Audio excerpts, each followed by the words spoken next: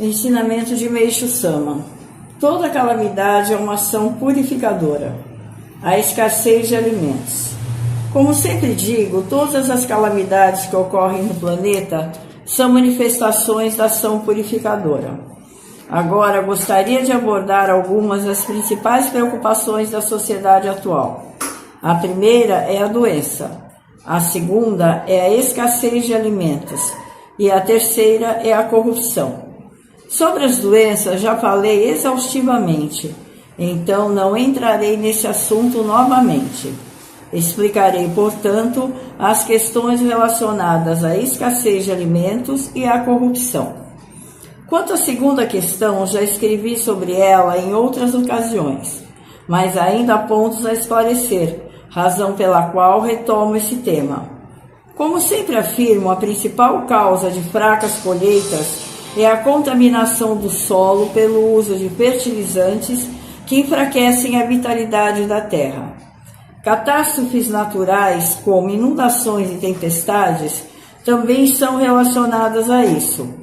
Enchentes e maré alta que submergem plantações de arroz são exemplos de processos purificadores da terra. O uso excessivo de fertilizantes compromete a saúde do solo, e a natureza, em sua sabedoria, age para purificar a terra e restaurar sua saúde. Essa é a lei divina. Assim como no corpo humano, o acúmulo de toxinas enfraquece o organismo e leva à necessidade de uma ação purificadora natural. A terra também precisa ser limpa. A força do espírito da terra. Mas qual é a razão dessa purificação? Do núcleo da Terra é irradiado um calor geotérmico que é a essência da Terra, ou seja, o nitrogênio, elemento fundamental para o crescimento saudável das plantas. Quando o solo está contaminado, essa força diminui. Assim, os desastres naturais como inundações e ventanias servem para eliminar impurezas. A água das enchentes limpa a terra, e os ventos fortes dispersam as impurezas acumuladas no ar. Essas impurezas têm duas origens. Uma é a contaminação do solo e a outra é a enunciação de palavras negativas, como maledicências, insatisfação e queixas, que poluem o mundo espiritual. Além disso, o frio intenso também atua na purificação, bloqueando o calor da terra e aumentando a proliferação de pragas. Outro fator importante é a falta de amor dos agricultores, pois o amor, assim como o calor, é um elemento essencial para nutrir a terra. A corrupção e a lei do karma. A corrupção é o terceiro ponto, e vemos que essa questão tem sido amplamente discutida. O desperdício do dinheiro público em práticas desonestas é algo verdadeiramente lamentável. Como consequência, a alma do infrator se turva e a purificação ocorre para restaurar sua limpidez. Ou seja, é a lei do karma. Toda ação gera uma consequência. O curioso é que, no caso da corrupção, a purificação se dá por meio de um sofrimento proporcional ao prazer indevido desfrutado. Além disso, esse sofrimento é intensificado pelo acúmulo de juros das más ações, tornando a purificação ainda mais severa. Essa é uma lei divina absoluta, infalível e imutável. A justiça divina difere das leis humanas, pois dela ninguém pode escapar. Portanto, a única saída é despertar o quanto antes, arrepender-se sinceramente e pagar a dívida de maneira justa. Pagar a dívida significa realizar boas ações para a sociedade e para o próximo, praticando a virtude. Assim, a purificação se tornará mais branda, permitindo um recomeço. No entanto, a maioria das pessoas não compreendem isso e tenta evitar as consequências de suas ações, o que apenas agrava sua culpa e as conduz a uma vida de dificuldades e sofrimento. Mesmo quando confrontadas com acusações, tentam adiar ou esconder a verdade, o que demonstra claramente sua má conduta. Negar os fatos não altera a realidade, pois a verdade sempre se revela. Além disso, essa postura covarde influencia negativamente a sociedade, agravando ainda mais a situação. Como já afirmei antes, a expressão "ó tolo, teu nome é o mal" se aplica perfeitamente aqui. Por fim, pode-se dizer que a humanidade, com seus erros e pensamentos equivocados, está criando um verdadeiro inferno na Terra.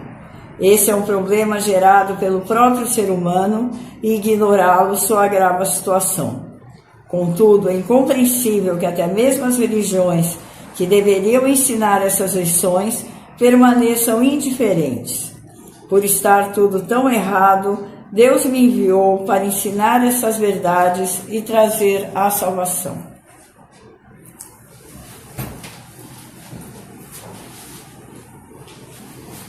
Boa noite, boa segunda-feira.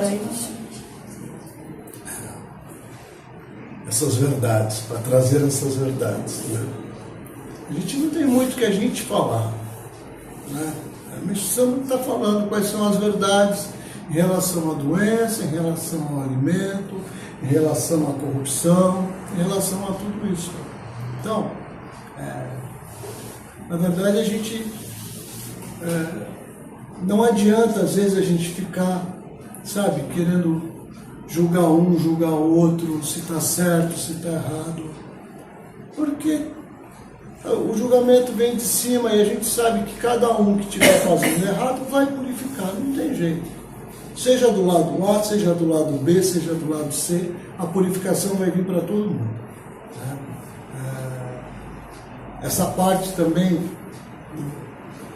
da força da palavra, né? O pessoal reclama muito, né? O pessoal reclama bastante. O pessoal, as coisas não dão certo. Às vezes, a gente mesmo, às vezes, se pega reclamando de alguma coisa que não está dando certo, está demorando para acontecer. E a gente tem que parar e falar, não, peraí, não é assim que a gente aprendeu. Tem que parar, relaxar, fazer oração para que as coisas dêem certo. Né? Ele fala de dívida aqui, né? Uma forma também de se pagar dívida é aqui. Se paga muita dívida. Às vezes as pessoas têm dificuldade de entender o que é donativo, o que é gratidão. Gratidão é o teu esforço que você fez pelo teu trabalho, pelas tuas horas de trabalho, aquele valor que você faz de doação para a igreja ou para uma entidade, seja para onde for. Aquilo são horas do teu trabalho, ou do teu marido, ou da tua esposa, entendeu? Porque para um trabalhar, o outro tem que ficar em casa cuidando das coisas, cuidando da casa, cuidando dos filhos, né? Então, é isso que a gente tem que estar entendendo, essa parte de o nosso esforço financeiro também em fazer donativo. Os custos para manter uma unidade religiosa, eles não são baixos. Né? É energia, é internet, é água e aluguel, né? Aluguel é pesado, entendeu? Então isso tudo gera um custo alto. Numa unidade pequena, como somos nós, a gente tem que ter um esforço, às vezes um pouquinho a mais, para que a conta feche. Né? Então, essa doação, essa gratidão, para que a coisa continue sempre fluindo. Né? A gente sabe que tem altos e baixos. Né? A gente sabe que tem altos e baixos. Então, quando está no baixo, a gente tem que fazer um esforço um pouco maior, né? Para que as coisas possam continuar sempre acontecendo. Aqui é a casa de todos nós, né? É a casa de Meixo Sama, mas ele abre a casa dele para todos nós. Então a gente usa a casa de Meixo Sama, a gente se sente em casa. Vocês não se sentem em casa quando estão aqui? Né? A gente não fala assim, olha, posso abrir a geladeira? Olha, posso ir no banheiro? Não, a gente se sente em casa, como se fosse nossa casa aqui, realmente. Nossa casa espiritual, né? Então a gente está em casa, a gente cuida da nossa casa, como a gente cuida da nossa casa onde a gente passa a nossa noite dormindo, né? Mas aqui é a nossa casa, por isso que aqui a gente tem todo esse carinho, esse amor para fazer a coisa estar sempre bem, estar sempre bonita, tá bom? Queria agradecer a todas vocês, tá? Vocês convidem homens para vir participar da igreja, tá? Porque isso aqui é o clube da Luluzinha. É o clube da Luluzinha. Eu não sei o que tem, mas eu vi esses dias. Eu vou descendo, vou falar só um minutinho, tá? Eu vi esses dias, né, uma história, e é uma história, não é uma história, é um experimento que foi feito, né? Pegaram um grupo de meninos, tipo assim, uns 10 meninos, numa idade assim, acho que de 12 a 15 anos, e colocaram numa casa. E deixaram eles lá uma semana. E pegaram um grupo de meninas e deixaram numa outra casa. Os meninos comiam miojo o dia inteiro, Coca-Cola, pão com qualquer coisa. As meninas não, as meninas faziam bolo, faziam uma comidinha mais elaborada, a casa ficava toda arrumadinha, a dos meninos tudo bagunçado. As meninas todo dia tomavam banho, lavavam o cabelo, uma cuidava do cabelo da outra. Os meninos dormiam sem tomar banho, entendeu? Então, isso não é que foi, isso foi um experimento que foi. Eu estava vendo, não sei se é um psicólogo que fez essa experiência, né? Então a gente sabe que as mulheres são mais dedicadas. A gente sabe disso. Elas são mais... elas são mais misericordiosas, elas são mais bondosas, elas são mais compreensivas, mais pacientes. A gente sabe disso tudo. Eu tenho minha experiência lá em casa, eu sei. Entendeu? Só tem mulher, né? Então, é diferente. Eu agradeço que minhas filhas são tudo mulherada mesmo. Entendeu? Porque é diferente. Então, mas às vezes a gente precisa ter homem junto aqui também, porque às vezes tem serviço que é mais braçal, né? Entendeu? Embora a gente saiba que a mulherada hoje também põe a mão na massa, mas tem coisas que a gente tá, né? Então vamos dar oportunidade para os homens, porque os homens normalmente têm um pouco mais de mácula que as mulheres, né? Então vamos dar oportunidade para eles virem limpar a mácula também, tá bom? Obrigado.